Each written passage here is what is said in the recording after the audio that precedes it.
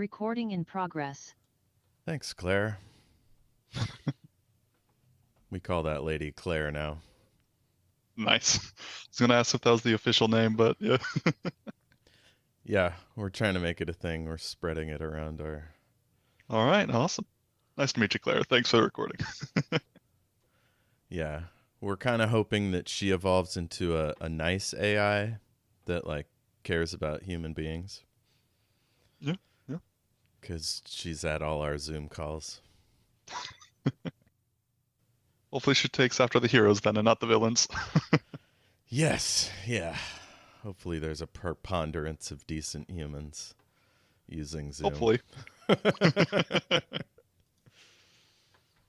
Maybe the Nazis use a different recording system. Hopefully. Let's see. How do I start these things? I mean, usually we goof around a bit, but we can get right into it. Sounds good with me. Unless you have any puns or anything you want to share with the listener. Well, only thing I can really say is it's good to be back, and buckle up. 5, 4, 3, 2, 1. I'm taking off, still to run. I'm taking off, still to run. I'm taking off, still to run. I was trying to drift into space. All I feel is cold. All I want is the power of the night. Welcome back to Shattered Worlds RPG. I'm your Loremaster, Jeff. And tonight we have a very special guest, a blast from the past, one of our favorites, Kyle. Welcome back. Thank you very much. It's very honored to hear that I'm a favorite, but it's Hell yeah. yeah. Honestly, I've been missing this show, so it's great. It's great to be back. It really is. Fantastic. Yeah, for the listener, Kyle's character is Doctor Hellstromme, a.k.a. Maelstrom, a.k.a. Jilyam the Fate-Driven now that he sucked his brain. So there's a lot going on. And Jilyam and Maelstrom as a character was so fascinating to me that I've lifted him completely and put him in one of my books. It's a later book, so it may be a while before y'all get to read it. But yeah, every once in a while that happens. A character's so evocative and interesting that I'll lift him for the books. Usually a villain. Yeah. Spoilers. Or an Yeah. anti-hero. We have one anti-hero in there. Ooh, nice. Okay, so let's go back. We're going to start immediately after the operation that joined Jilyam to Dr. Hellstromme and all that. So Jilyam the Fate-Driven in his red combat suit is just laying hunched over on the table. And Dr. Hellstromme is sitting a few feet away. What's going on? Are you smiling? Are you a gloater? Are you just integrating Jilyam's personality? What's happening now? I don't remember Hellstrom's penultimate fate, but I think what Jilyam would see in this moment would be a shimmering. It's as if Jilyam would be seeing the world in a strange manner. In as far as it would feel like there is this facade that's been moved a little bit. You know, like a panel in a wall that's so perfect, but it's been jolted at this point. An expression would be on Hellstrom's face, but there would be this strange, pervasive feeling that it's just a mask of falsehood. Like there's a depth that is unseen. Cool. So you sit up and You don't need the what did we call it? The weave, the helmet, Yeah, I think it. the I mesh. know. Yeah, the match. Yeah, The yeah. neural I mesh. remember that. Oh, So you lift it's that been so off long. your head and you Yeah. look down and you've got red gloves and a red combat suit and your long dark hair tied behind your back and hanging from your from one like kind of epaulette is a mask that you wear most of the time as Jilyam. And Dr. Hellstromme is just sitting there looking, or no, actually, you had already switched into the body of a CCSS investigator, Yeah. and he's just dead in the neural mesh Yeah. machine. No longer required. Yeah, I would imagine Hellstrom the form of Hellstrom would still be visible though at this point, even Mm-hmm. outside. Yeah. So it's kind of like he's your sort of. I think of him as like your Clippy, like he's your science advisor, just kind of Yeah. floats around nearby when you need Yeah. him. Yeah. Yeah. I think Jilyam at this point would simply hear some whispers, Cool. and obviously Hellstrom shouldn't be there, but a strange feeling of calm would descend upon Jilyam every single time there would be a thought of this is weird. Yeah. Like, and does it take some time for the new host to integrate with the personalities? I would say it depends on the purpose. In this case, it is very much a sense of this is a powerful individual. There's this understanding that this host is one that should be grown into. So rather than doing a quick and dirty, just this is a vessel, I think it's very much a symbiote. It would start off very symbiotic of there is just small messaging happening on where Jilyam would still have a large degree of free will, but there's suggestions and voices coming from unknown pits that would feel very much like his own thoughts. Okay, good deal. Yeah, very much a whisper in the sea of thoughts. Very cool. So, you get a little communication ping on your Pip-Boy, and it's Gail's voice in your head or in your earpiece. Master, Gail here. I believe for now the voices will allow this to occur. So he will respond with, "What is it?"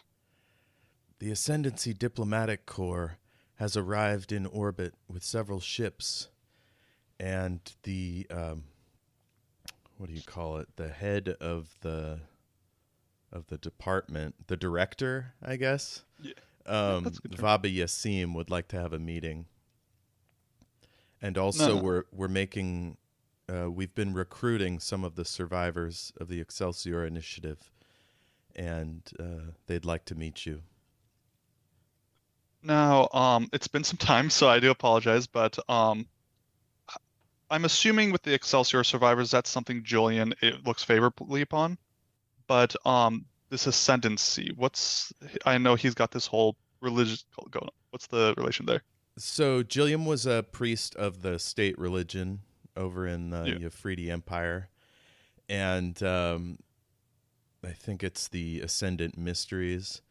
And then he left that to become a cultist. But the Empire has a parliament that is a sort of dominated by a party called the Ascendancy, and so they kind of put their stamp on various government departments. And this one, the Ascendancy Diplomatic Corps, is run by a noble named Vaba Yassim, who is head of the Blue Mask clan. Very powerful guy. I think there would just be a single word whispered throughout Jillian's being upon hearing that, which is just going to be, I don't know if the microphone will pick this up, but it'll be a quiet seek. Seek? Yeah.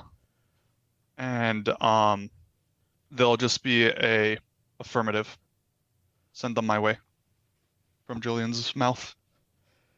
Now you're just down in the bowels of this old office complex. It might be more majestic to meet him out in the open amongst your followers, or even on a ship. I would imagine that's a thought going through Jillian's mind. Yeah. Yeah, I would imagine he would get up and go to I suppose his own ship would make a lot of sense.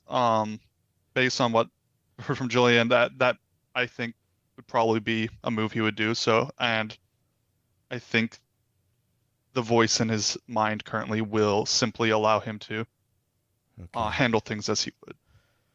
Good deal. So you go down the long hallway, you pass the corpse of the other CCSS agent in the room. Eagle-eyed listeners might remember she got executed in there, just for laughs. And you come up the stairs, and you see off to your left the blasted remains of the mansion that you visited earlier, and various fields are active, and beyond them you can see the weather just like raging, dangerous clouds and flying dust that cuts through things if the fields aren't up, and people just milling about. Gale has handed out food, and they're like little groups. They're eating and recovering from their long sleep. And let's see, who else is there? I think at this point the heroes left to go investigate a new mystery. So yeah, it's just your people now and these survivors. And Gale waves you over. She's this really tall, strong, dark-skinned lady with a sort of big, round, natural haircut, gold armor, a big gold scabbard on one side and a gold-plated gun on the other. Her only, like, what do you call it, like, symbol that she's a member of the Red Circle is a transparent breathing mask that sort of hangs from one ear. And she puts up a left hand and waves at you, and everybody turns to look as the great leader steps out into the sun. I suppose he would simply return the appropriate signal. Hellstromme doesn't know, but as currently he's this entity is just hitching a ride. I imagine Jilyam would do as Jillian does, turn that hand wave and just proceed to say, "It seems we have guests wishing to speak. Give them a warm welcome." Indeed, great teacher. And she waves for some goons, maybe a Jeffrey or two, to come over and take your submachine guns, and they clip on your big red cloak. And they form up guards around you, and they put out a bunch of like nice chairs out in a big flat spot where the ship will land. And then you start getting updates from what's going on off to the west, where the heroes are doing battle with various, I don't know, what do you call them? Zombie-like abominations. It sounds fascinating, but Nothing of interest quite yet. yeah, it's it's just heroes being heroes. Yeah. And go on. I was just going to ask, how long would it usually take a ship of such an envoy to arrive? Maybe a couple of minutes, depending on how well their ship handles the weather. All right. And by the way, off to the north, where the the Great Cenote was, where the unification experiment was taking place, Mhm. there's just like a black trail of smoke going up. I remember the whole place went up in flames. Exactly, Massive yeah. explosion. What's his name? Garad shot it with a super pistol from space. I love that. I love the fact that they could have built anything in space and they chose a pistol. Could have been a massive cannon, but it was just big handgun. Yeah, his god, whoever they were, loved the drama, apparently.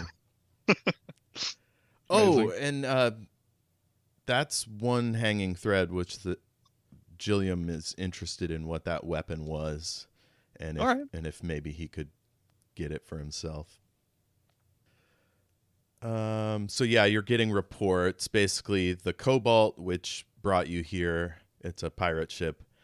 I remember that. Oh, It was Violent Pam. Pam's ship, and, Yeah. and they stole yours, so you had to Yeah. steal theirs. And so that's where Garad was when he shot. And Yeah. and the interesting thing is, you've heard of the Spear of Destiny, which is the reason you came here. You heard it was here. And it's a weapon that can receive an infinite amount of power. That it's basically like... Did you ever watch Neon Genesis Evangelion? I'm so sorry. Okay, so anyway, there was a rifle that they built that they ran the entire power grid of Japan through. And Oh, so it's like a conduit that can take in as much power as you put into it. And yeah, then fire it out. and that's how it could do so much damage. It basically was a god gun Okay. in the hands of Garad. So you're like, that might have been what I was looking for. We'll have to keep our eyes peeled for what that was. Mhm.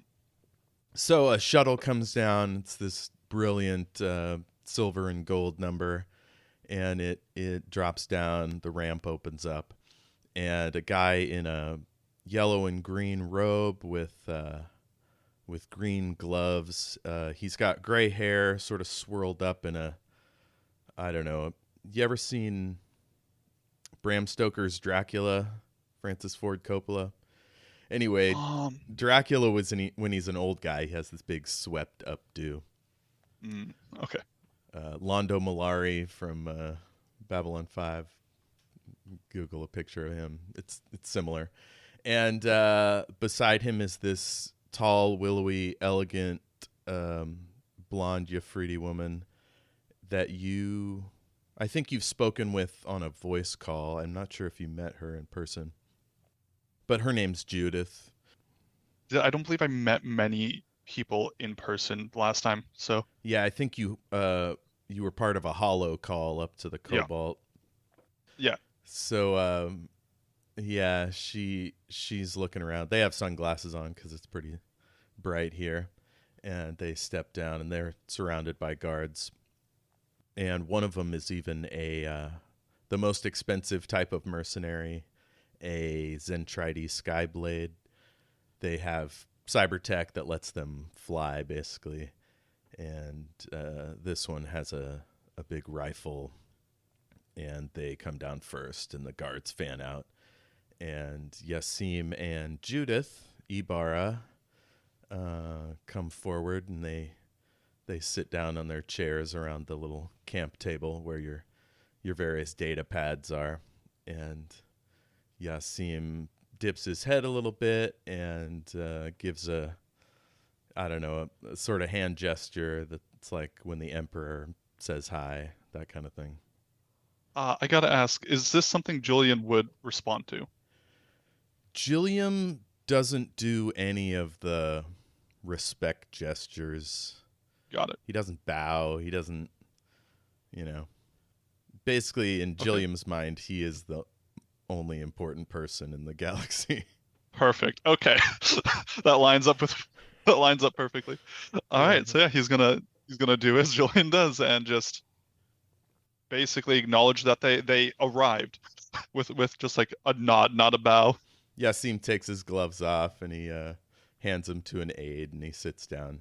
And Judith kind of tugs at her skirt a little bit and sits down, and she says, "Great teacher, this is Vaba Yasim of the Blue Mask clan and director of the Ascendancy Diplomatic Corps." I think Jilyam's just going to hear the word question. Question, like, Who are the Blue Mask? ah.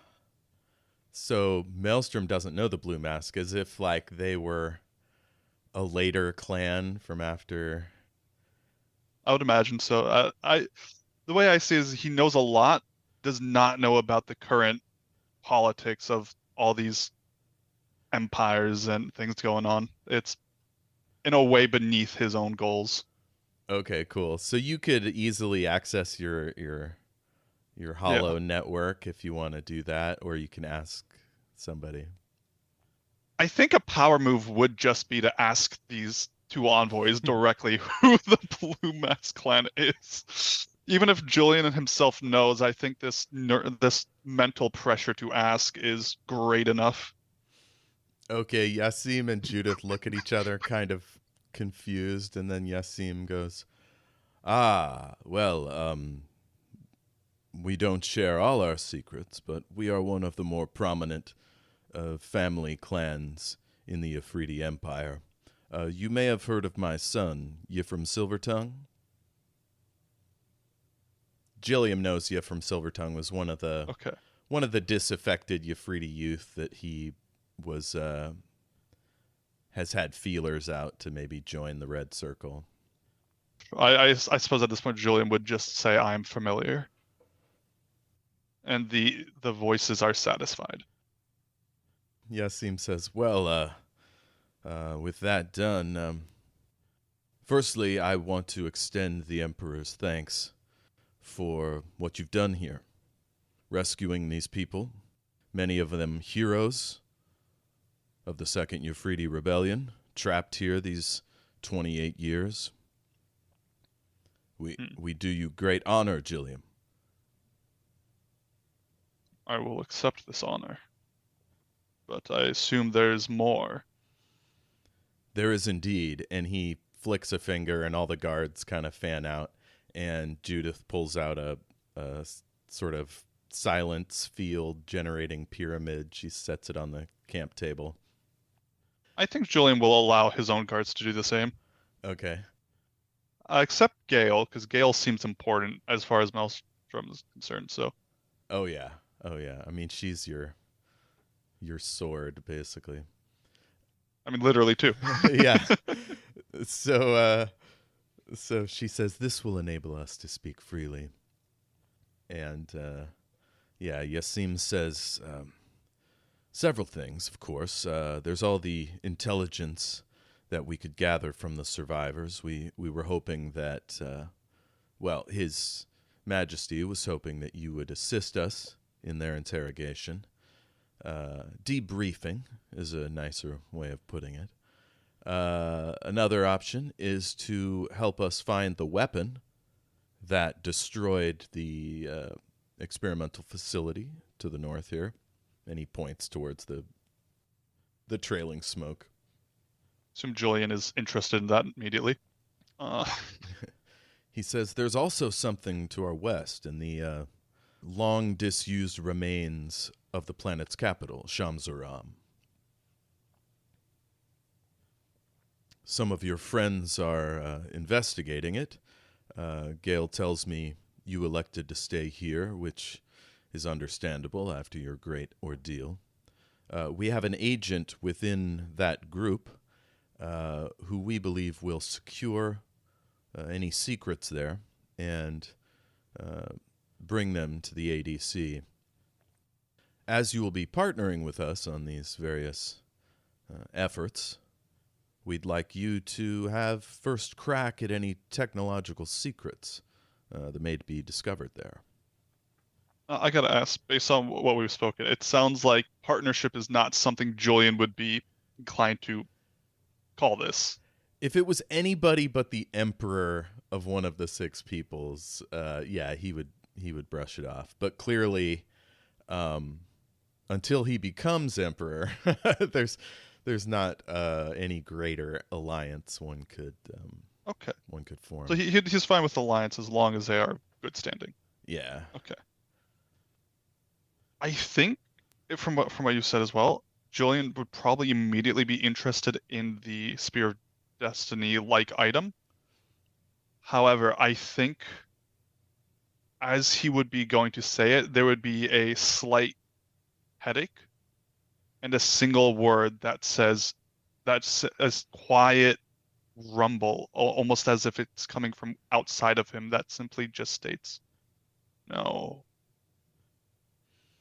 Interesting. So you're gonna keep any information about that to yourself? Less that and more seeking the weapon. Gotcha. It's as if he would get this sense as if the feeling of waste of time, of decay, of vanishing. Interesting. And to be a little bit more above board, would be very clear that this is not in line with Maelstrom's goals. Interesting. Okay. So I imagine the rest of this visit is just sort of nailing down details. You spend the next week or so debriefing the survivors. Yeah. And Possibly trying to convince some of them to join because more pawns. Of course. Yeah, I'd say about 10% of them do, because their old lives are long gone. Once they call their families and stuff and everyone's forgotten about them, they're disaffected and easy to grab. Offer of safety, of purpose, something of their own choosing. Yeah, especially the people that were on the wrong side of the war. Hardcore ascendancy types that their service isn't very valued. So, and then all the tech that's coming out of the remains of that experiment and various facilities is being gathered, and the ADC scientists and yours are kind of putting their heads together.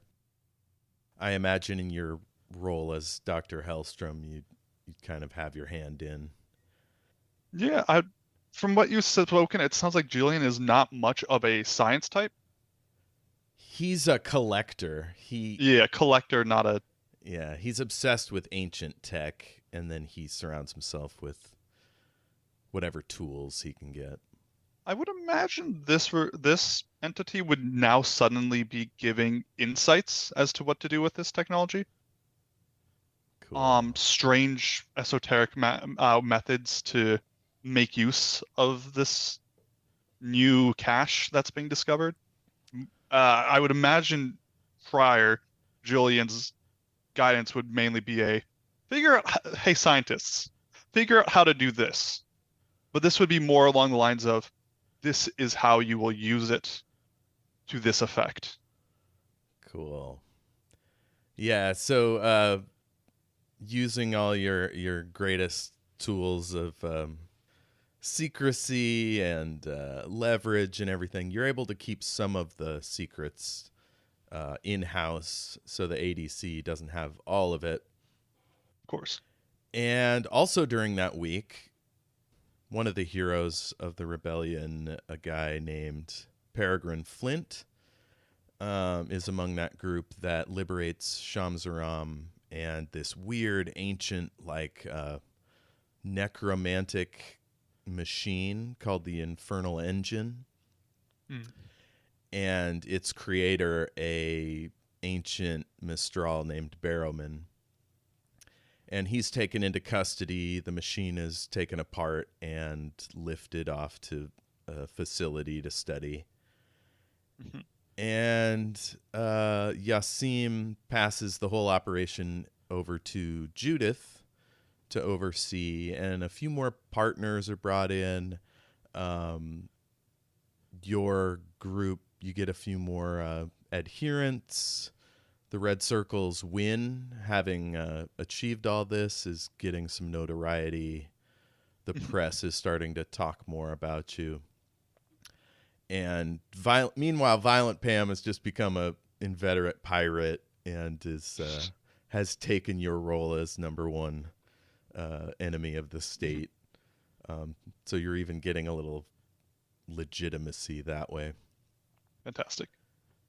And so we'll say like 2 or 3 weeks go by, and a secret communique comes your way that says that the creator of the Infernal Engine is ready to meet you.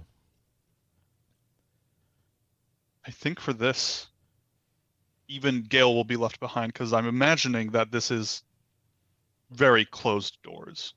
Oh, yeah. I mean, this guy has been disappeared, essentially. Only the highest higher-ups of the Conclave Central Science Service even know he's still alive. He's being held in prison on an unknown planet. We'll say it's Telderine 6, which was notorious for having some secret experiments that took place there during the war, and so it's sort of it's got a bad reputation. So its population is still pretty small. It's easy to secure various sites. And, so there's some kind of joint operation going because the ADC has clearly shared this information with the Central Science. So they're keeping this guy secret for some reason. And as far as you know, the only people that know you're going to visit him are the Emperor and the head of the Central Science Service and, whichever guards or, paper pushers are involved. I would imagine Gale would just be told that he needs time for rumination and he's not to be disturbed. And he's going to go to this meeting location. Cool. So your ship's in orbit. Would you still be flying the Cobalt, or would you have gotten your own ship? I would imagine it would be with the newly gained legitimacy. The best thing to do would be both. Okay, cool. So you have the Cobalt hiding behind an asteroid nearby. Yeah. And you've got your official ship. Yeah. So you take a little shuttle from your official ship, you go over to the Cobalt goes to Telderine 6, you take a shuttle down, and as your shuttle is landing, you see that there is a huge starship just kind of hovering over the city that you're landing in. An air car comes to meet you, and guards pile in. There's a couple cars, one in front, one in back. And you drive over there to this facility. It's like a just giant brick warehouse. Think like 60s Rust Belt kind of deal, like an iron factory. Yeah. And it's all boarded up. There's this big chain link fence around it.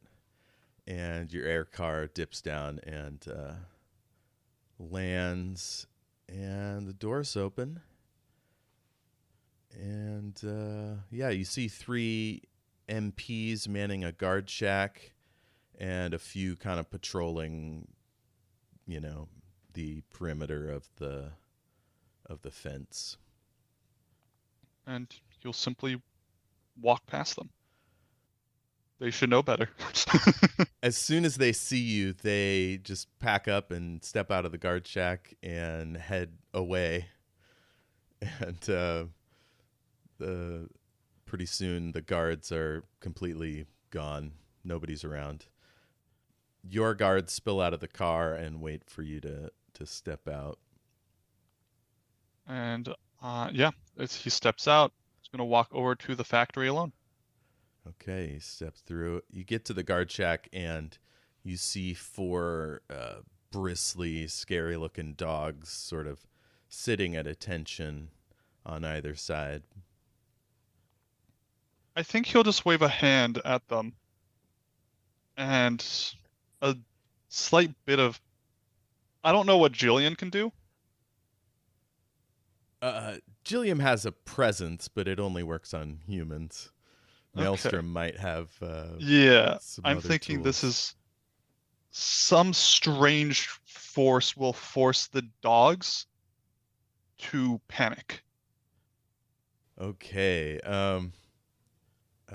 Ordinarily I'd make you roll, but we could skip this bit. It's fair enough. You sense a wall of sort of vaguely unsettling energy take your command and sort of absorb it. The dogs like bristle a little bit, but and step back a pace, and then dip their heads in respect. He will simply walk past them. Okay, they form up behind you like a little escort. They're mine now. You get to the door of the warehouse, and you see this dapper woman in a black top hat and this like impressive kind of war gown, sort of armored dress, and she's standing there with her hands clasped before her in a respectful stance. Once you get within 15 feet, she shouts, "Great teacher, his eminence awaits." Of course, you're here, aren't you? She steps aside, and the tall black double doors open and like creak open, and you hear lights start to, that kind of crack as they turn on. Yeah. And Jilyam will walk in, the dogs forming a V behind him. Yeah, they stop at the edge of the door, and you enter, and you see a sort of long row of spotlights lighting up, and it goes 100 yards into the center of the factory. All right. You hear faint organ music, and as you cross from one light spot to the next, you see there's an organ with candles on it and a big kind of fancy bench, and there's a short man with tall white hair playing the organ. He's dressed in these flowing purple robes, and you can see his long, elegant fingers caress the ivories. Once you get about 30 feet from him, this soft force field stops you. This cultured English voice comes your way, but weirdly it's inside your head rather than out. Oh, that's an interesting. That's interesting. It says, "Good. I've been wondering when you'd come." I do gotta ask, would this man feel any backlash from this? Knowing what this entity is, he's. Only if you want. I would imagine there would be this. His eminence would feel this pull as soon as he's touched and sent this message, as if he's getting sucked into this void. Oh, shit. So there's the briefest of pauses where in the middle of his sentence, you think he recognizes what's happening and pulls back a bit. I forgot to mention, there is this enormous round starship hovering above the factory about 1,000 feet up. Yeah. Completely blotting out the sky. Yeah. Which just in terms of the amount of money it costs to run an anti-gravity system that big, whoever's holding him prisoner is just burning money. Yeah. You assume it's an intimidation tactic to make sure nobody tries to rescue him. Yeah. As you break the force field, city's gone. Yeah. So he says, "I've been wondering when you'd come. What do you think of the new moon above my lair? I think it grants the proceedings a certain gravity. Wouldn't you agree?" Inconsequential. He floats up off the bench briefly, then he just appears 5 feet in front of you. He dips his head in respect, and he says, "I see you have a new host. How's the fit?" I think Jilyam will just be confused. There'll just be this sense of confusion on Jilyam, because as far as Jilyam's concerned, everything is fine. Everything's normal. Okay, so you just kind of look dimly for a second. He kind of motions for you to follow, and he directs you to this sort of lair within a lair. It's like a psychic antechamber.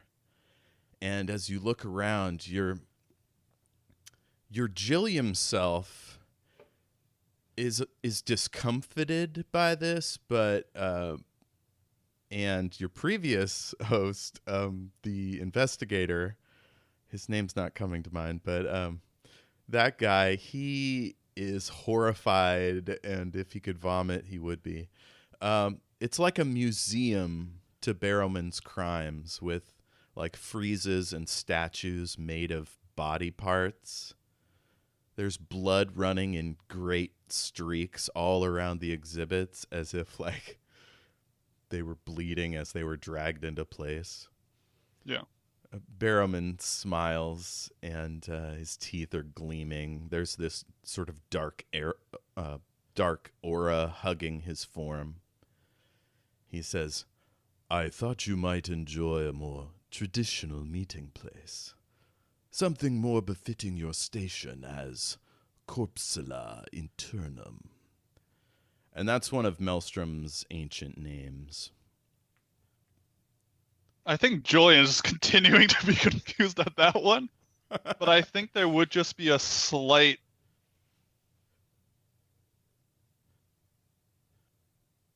As if I think the best way to describe is Julian would feel as if his entire brain just, when you if like a field of wheat stalks just shimmering in the air. It's as if his entire brain became fuzz and just purred. Little neurons just sort of floating in the breeze. Yeah. He continues, "I am grateful to the wise men and women of Parliament. They've made my experience quite enjoyable. I am worked to the bone, but at my own urging. I simply can't stand still. You'd think a man of 700 would be used to laying about, but not me. No, I like to get my hands dirty." And he sort of rubs a statue sort of softly. "Really bury my hands in it. Get into the guts, I like to say. It's the only way to know you've really got them. Anyone can cut off a head. It takes a surgeon to sew up a man's lower intestine, so he slowly drowns in his own shit."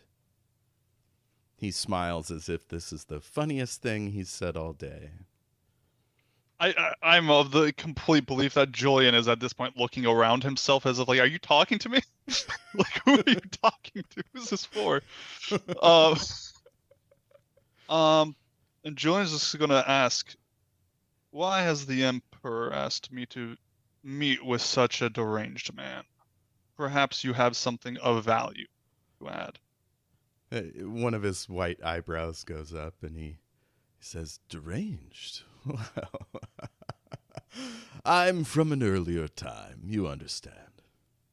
So he sweeps away the Gore Museum, and now you're inside this vast stone sort of ovoid cavern.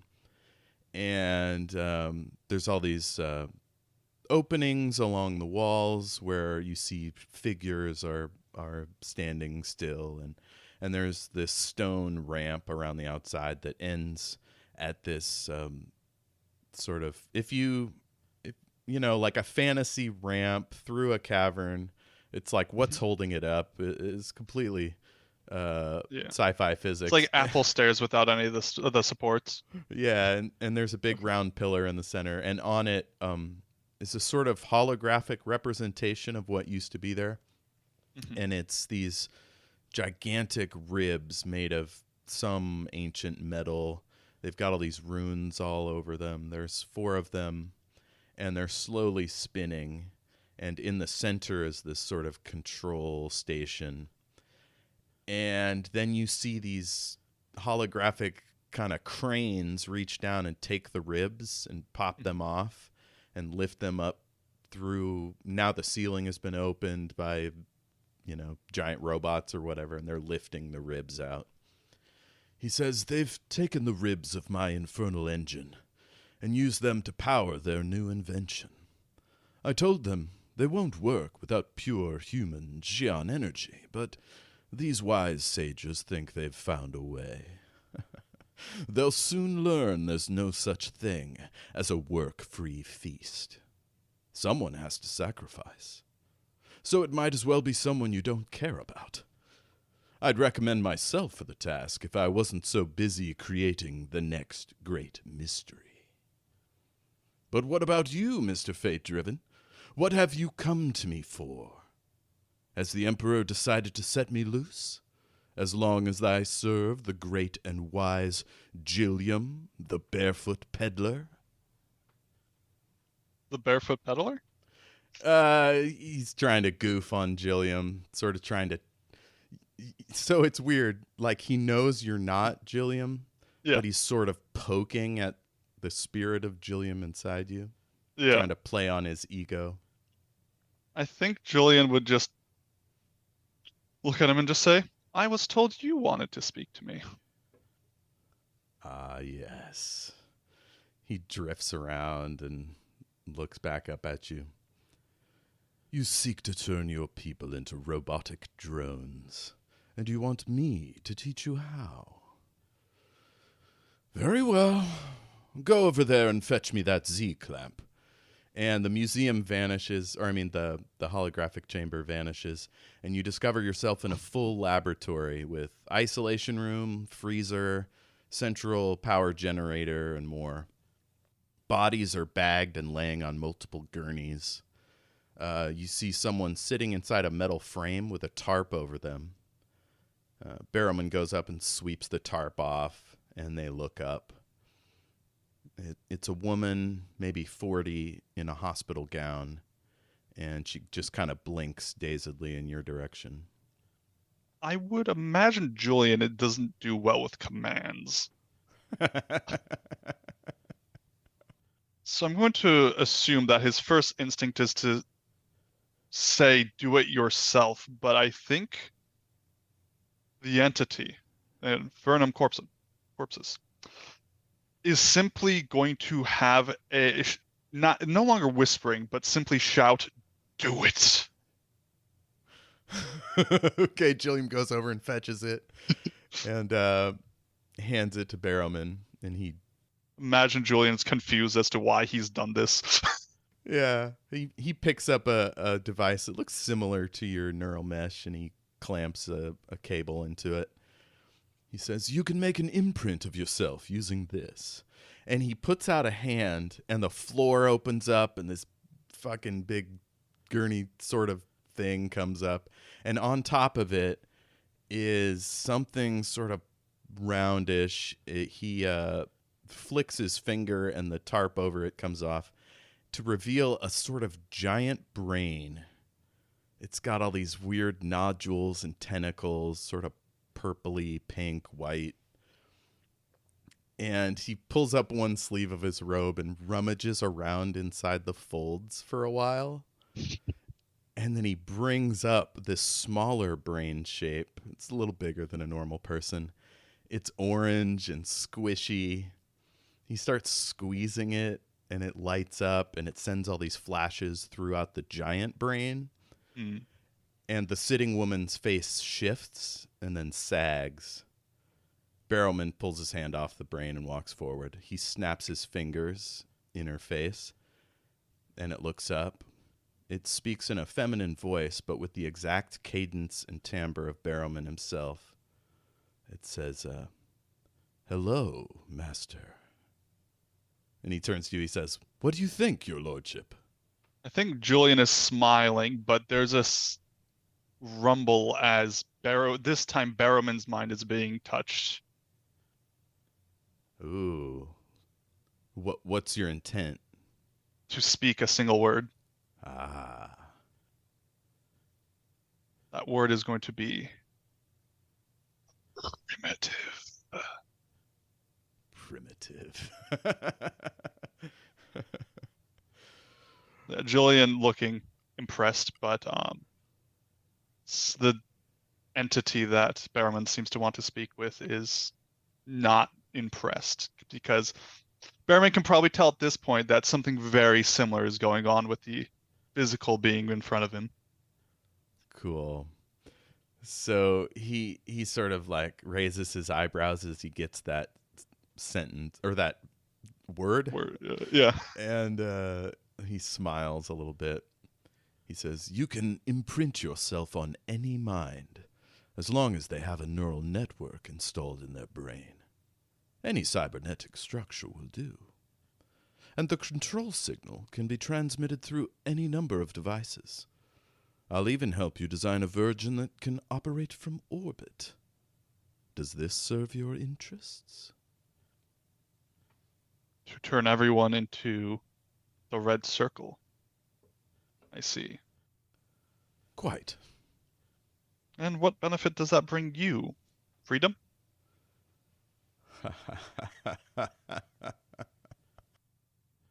What need have I of freedom? I have always been a slave to my work. I'm comfortable here. Truly. And I could never have done it without the Emperor's cooperation.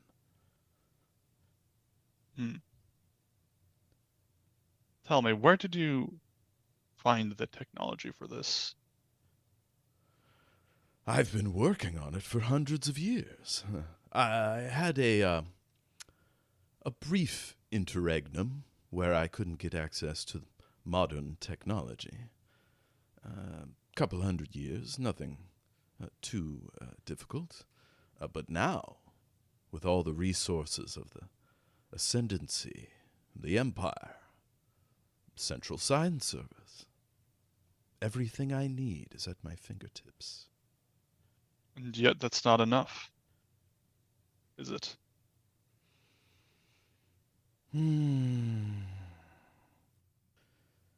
seek to tempt me with even greater power.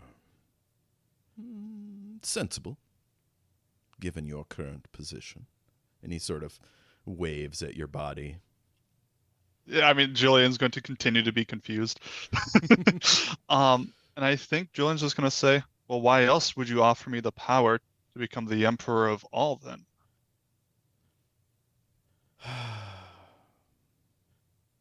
I simply wish to serve.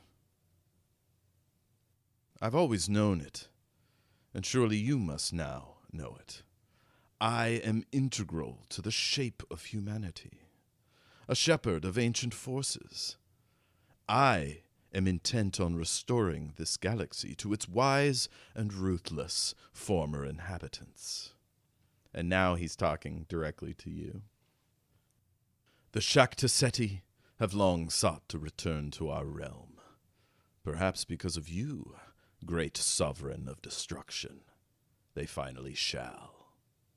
I think this is the moment where he's simply going to open up.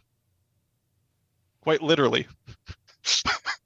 Now, I don't know how much power he has over this, but I'm assuming over the host itself, he can kind of freely do certain things to it. So tell me if this is too much, but if you're willing to hear it out, I've got an image in mind currently. And I think that image is going to be Jilyam literally physically opening up, revealing something inside. Like it's almost as if a window into a different place. As this biological mesh, like it's as if there was this zipper going through his body, slowly creaking open as his back starts to bend 180 degrees, then 240 degrees, as this grand, almost holographic structure of just neurons start to spill out. Barrowman witnesses this, the greatest display of magic and control over biology he's ever seen, and he just kind of shakes and drops to a knee, and he bows his head and he says, "Great Sovereign, leave me my spirit, my mind. I can do more for you in my own shape than as a member of your body." Out of curiosity, can I sense if he has a spirit? Oh yeah, he's managed to keep himself alive by draining his followers over the years, but it's still him. That is. I don't know if the mic is picking this up at all. Let me know how that sounds. Yeah, say again. It just says that is truth. But you are not yet worthy.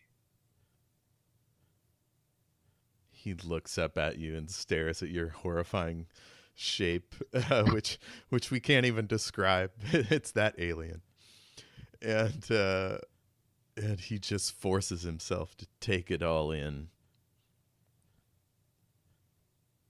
How much do you truly know? He holds up his hand and he does the Mistral thing where you sort of like upload your memories to a person who's open to it. Do you want to take in his psychic message? You'll take it. Okay. And he gives you a rundown of his entire upbringing, surviving as a slave, and then a fighter in the slave pits, and then he freed himself by winning several times, and then he got to stay there and use the lab and experiment on various corpses and things. Then the end of slavery and the rise of technology, and then eventual space travel.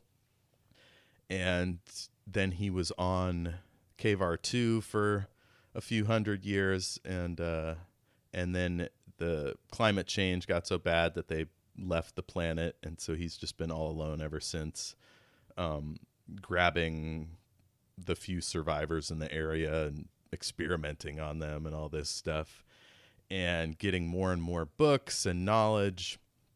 And so he knows about the Shakta Seti, the ancient demons, and he knows about the original people and how some of them let the demons possess them, and the few that survive sort of live on different planets and are biding their time to come back and convince humans to open the door to them again. And that's pretty much all he knows. He knows there's one on Calustria, the planet of Calustria. There's one there. He doesn't know her name, but he knows she's active. And that's about it. Your knowledge, vast for a mortal. Thank you, Master. I do what I can. It is insufficient. You simply see the vision that the minds of lesser beings use to see our forms. There are others who fit your descriptions. All humanity has ever been able to see of me is a name I do not ascribe to. Okay, he looks really disappointed and ashamed. He says, I have taken a pupil, Master. An assassin, member of the Brothers of Pain. He may be even greater than myself. He is learning necromancy and entropic magic. He has taken many lives.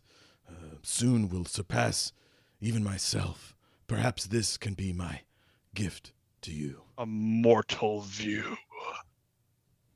It is all I can do, Master. There is more. What do you know of where we live? Only that it lays beyond the borders of this dimension. It was once accessed in a region of space known as the Empty Quarter. We hope to build a machine there that will reopen the door and let your people return, but it's never been successfully created. I don't know that I have the ability, but I was hoping by partnering with Jilyam and the Emperor and one other to make this machine a reality. There are still tests undergoing.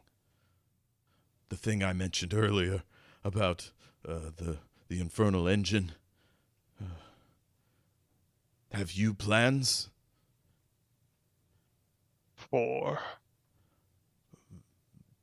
To restore this universe to your people?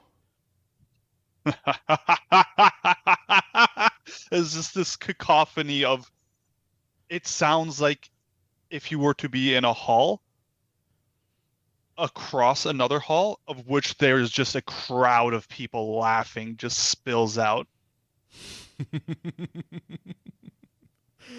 Every soul you've ever eaten. Yeah. A human perspective. He's just broken now. He's so embarrassed and he's been put in his place. You see my true form, do you not? What you deign to show me, my lord, is terrible enough. I don't know that I could survive seeing more of you. I am not a form constrained by physical means. I am not constrained by soul or spirit. I am the sea of minds. I represent all of you, a cacophony of minds built of pure neuron, of pure thought, entangled quantumly, every part of me aware of every other, infinite form and connection. Things such as freedom are beyond me. You wish to claim all living beings as your part of yourself. They already are. It's simply making it so. Then my machines, my transceivers, they will help you. And yet you are not powerful enough, not in the ways that I know power to be, truth, form. You speak of your assassins, but what use is an assassin when an asteroid can be far more deadlier on a greater scale? You think too small. I seek only to serve you. Anything you require, I will do as best I can. Your mind could be more vast. You could cease being a mortal. I could give you a gift. I fear I am too committed to my current course. I have my human aspirations, my ego. And yet you've already touched upon my gift once. And Jillian's arm is going to just rip forward, like from around the back, and just kind of like grotesquely start to point at the woman, the cyborg. Uh-huh. Is your mind not hers? Well, in a way, I can control her, see through her eyes, but my mind is too limited to do more than that. Certainly couldn't do it on a grand scale like yourself. You humans, there is some value in your souls. But this is not the grand currency I deal in. I use it as I need. Your mind, however, that is a different story. That is truly immortal. Souls can come and go, but who you are is that alone. You lived 700 years, but what is to happen should an assassin end that life? Perhaps you know ways to return, but that too can be thwarted. The mind alone is eternal. But without my body, without the training and years of control, my ability to manipulate entropic forces will be lost to you. The mind is only one piece of this great design, your greatness. I've said greatness several times, but you understand. I seek not your form. I seek to offer a gift, a skill, at the end of the day, as you mortals know it. Where do these forms of control come from? Where is that stored? That is a mystery, my lord. I've always believed that it came from your dimension, but I cannot be certain. That may be true, but I speak only of your skill. It comes from your mind. The very fibers of your muscle do not remember what motions they've learned. That is within your network of neurons, the very essence of your being, your mind. Yours is constrained by your physical form. Let me free you. If I may propose a counter example, what if, on the event of my eventual death, all that I am will be granted to you? I will create a sort of encrypted crystal which will, upon my death, be coded to you, and you may absorb it and gain all those insights and knowledge. You won't be able to manipulate the forces in quite the same way, but you will have all the information. You mistake my intentions. I wish not to consume you now. I wish to make you greater than you already are. Your body will continue to stay with you. I offer you a gift as guarantee that you will not fail, that even should your physical form fall, you can return to a physical form and act as you need. You claim to wish service, I offer you eternal service in the form of your desire. My lord, After all, mortals do not live 700 years without desire.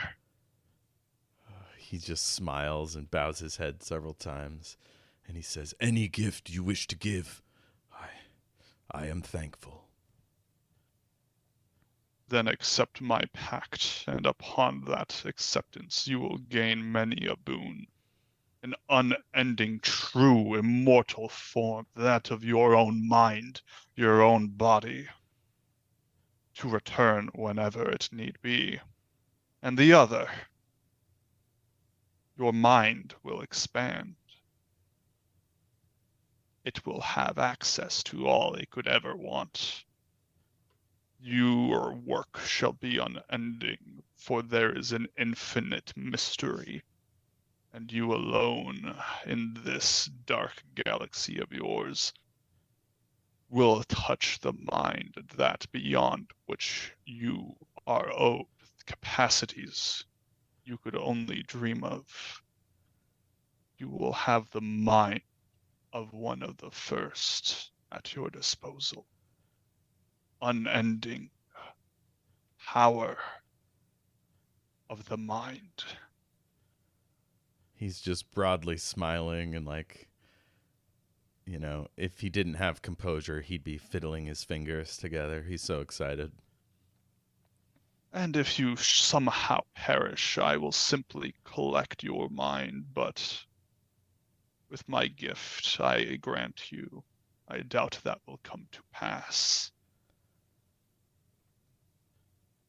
Thank you, O great sovereign of souls. You will be made worthy.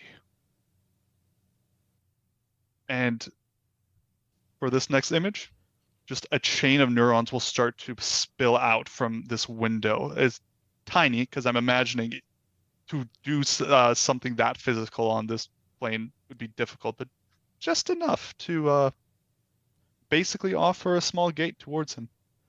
You'll reach it out towards Barrowman. All right, it's like that Michelangelo painting. He reaches out a finger, and your neurons touch it, and all of a sudden he's subsumed in this interdimensional bio business, and he floats up a little, and his arms go out, and he shakes, and then he tumbles to the ground in a heap, and then slowly stands up, and he's grinning ear to ear. And he runs over to the machine and starts tinkering with it.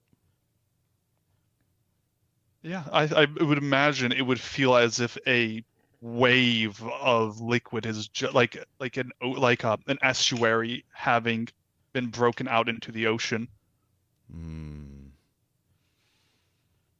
Very cool.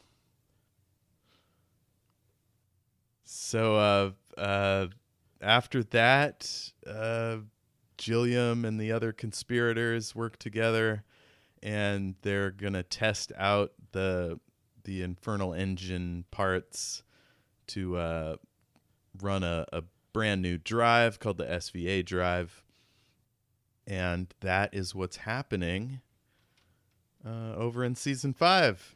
Woo! Oh man. Yeah. I don't remember how much of the original Maelstrom got put on recording, but yeah, that's who he is. Terrifying. It was never revealed just to what extent he was, but yeah, that's he finally showed up. Woo! So in the first book, the demon I was talking about, we've never actually seen it manifest. It happened sort of in between scenes. The guy who she's possessing agrees to let her manifest, and then it's just this horrible bloodbath. All his prison guards are destroyed, and he wakes up and he's like, "Did I do that?" That's awesome. So yeah, this is the first time we get to see it in all its unholy glory. Woo! God damn. So you basically gave him some of your evil DNA? I would like I don't know how the magic of this world works, but it's more like he's given him database access to the entirety of this infinite sea of neurons. Like this spectral, like I didn't go into detail on it, but like I would mainly because the window probably wouldn't give a great actual view. But it's this spectral sea of neurons where some neurons are actually just physically in each other, but mainly because there's no physicality there. It's like this brain that is so folded up on itself. There's so many sulci and gyri that it's almost looks smooth from just how pressed together they are, and almost every single part is making connections with each other in this grand, infinite, just unending connection. Wow. So yeah, because Dr. Hellstromme was a scientist and an engineer, now Barrowman can basically build everything himself. Yeah. And accelerate his techniques. And I'm not sure what a psychic would see if they probed his mind. It might be too much for them. Yeah. Well, which mind? Because if it's Barrowman, the way I see it is like they would just be seeing, like it'd be like as if you're looking at someone's PC screen and you just see like a connection to the dark web, and you're just saying like, what is going on there? Yeah, they got like a web browser with just like genuine, just like like universal truths on it, and you just kind of are looking at it. And then if you were to look at Hellstrom's mind, it would be as if you just suddenly showed up like 12,000 feet under the sea. Wow. So he's got a Cthulhu link in his brain. Yeah, This is great. I don't know how powerful that link would be, but I would imagine it's something that can be strengthened to allow more and more to pass through. So right now, I would imagine, because as you mentioned before, you need special machines to do this travel. Mm-hmm. So I would imagine energy from that dimension doesn't really come to this one easily. So I'd imagine information too would struggle. So it's really up to Behrman how much he wants to bring into himself. Cool. And I bet the more he accesses, The more pressure and weight, yeah. I would imagine it would a psychic looking into Behrman, depending on how much Behrman decides to bring in, would start to look more like what's going on in Jilyam's mind right now. excellent. All right. Well, yeah, that will do it. So our button on the episode is Jilyam sitting sipping coffee in a lounge, looking out the vast view screen at Stoneflower Island, and sort of just sipping. And there's some cookies on the table and a few what do you call them, underlings milling about, and he's just enjoying the view. I think there's just a single word shouted. Excellent.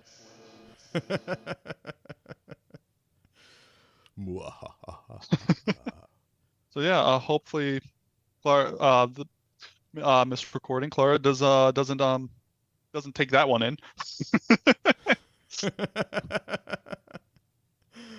Yes, Claire. Don't become a infinite super evil being from this call. Yeah. All right, Kyle. That was awesome. Thank you. Thank you for very much, joining Jeff. us. It was a lot of fun.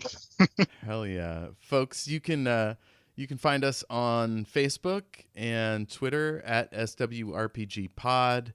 Join our Patreon, patreon.com/ShatteredWorldsRPG. We've got a bunch of stuff on there you can't find anywhere else, and we'll let you join the Discord and be a part of the action. Let's see, anything else? I assume you're still sort of a mysterious presence online. Yes, I if you can find me, I'm sure it's possible, but please don't. If you love Kyle's work, send us an email, shatteredworldspod@gmail.com. And that's about it. All right. Thanks a bunch. Hope everyone enjoyed. Hell Keep going. yeah. Thanks, Kyle. And thank you. Keep it rolling. Theme song.